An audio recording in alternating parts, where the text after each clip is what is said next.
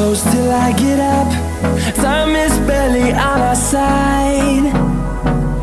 I don't wanna waste what's left. The storms we chase are leading us, and love is all we'll ever trust. Yeah, no, I don't wanna waste what's left. Oke, assalamualaikum warahmatullahi wabarakatuh. Kami lagi ada di Kebun Kopi bersama kawan-kawan yang sakit-sakit boleh. Hey guys. Saya baru siap nge-vlog tadi guys. Udah dicari dia guys. Ini Bang Ojek. Halo guys. Tadi video. Guys. Lihat sekeliling saya.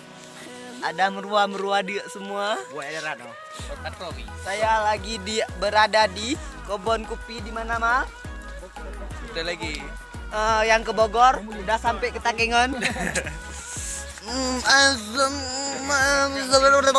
Nyuklip dah iputa jam itu.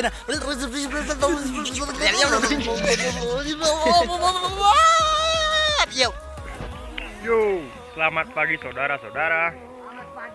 Sekarang gua ada di Takengon. You know Takengon? Yo, bayo lu. Yes, I Kakek lemah kakek ni. Lemah kali kakek. Yo kakek. Kakek legend.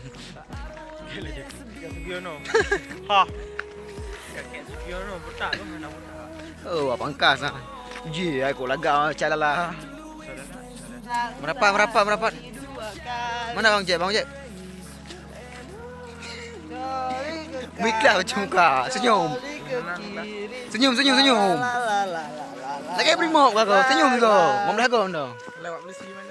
Kebun Kopi. Sampai kita ke tempat. Dia lagi buat. Yo, Kebun Kopi.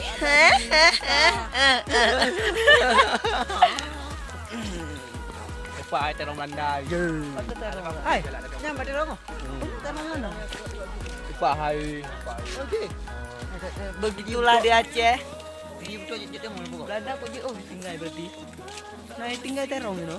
Belanda nak tinggal terong. Silap gua Jepang nanti ku pasti lok. Oh, silap. Aku pernah naik ke bawah. Bola pula.